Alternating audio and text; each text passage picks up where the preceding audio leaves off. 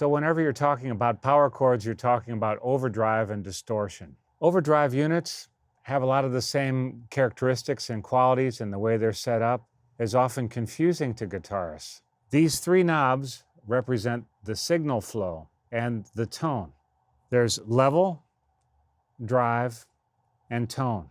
The tone involves, is it a very thin sound or is it a more cloudy, dark sound? The drive, and this is the part that gets kind of confusing, the drive is kind of a preamp that sends it into what the volume will be.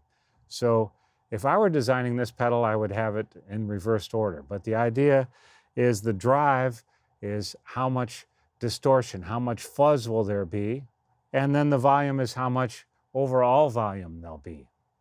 I look at it like a pipe that's an outlet into a lake from a city. If it's a great big pipe, that would be like the level being very wide open.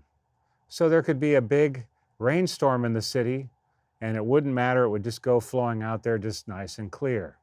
Now, imagine if in the city the pipe is very small and there's a big storm. That would be the preamp, that would be the drive going up very high.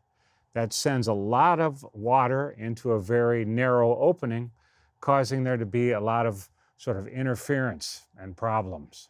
So this type of distortion, this kind of, these kind of problems are what we're looking for as guitarists with overdrive. If I want to have very clean sound, I take it so that the master is very high and the drive is very low.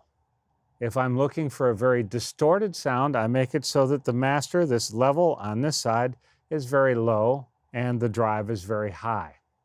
So this would be a setting for a very fuzzy sound, and this is a setting for a relatively clean sound.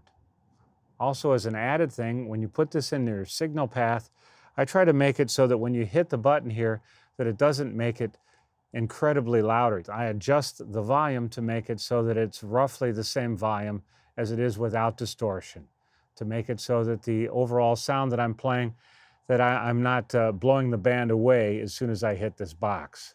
I don't want to scare everybody. I want to sound great using a distorted tone.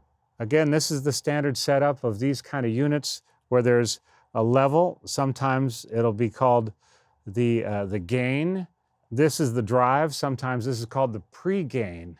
If the pre-gain is very high, if the drive is very high, and the gain or the level is very low, you'll get a lot of distortion.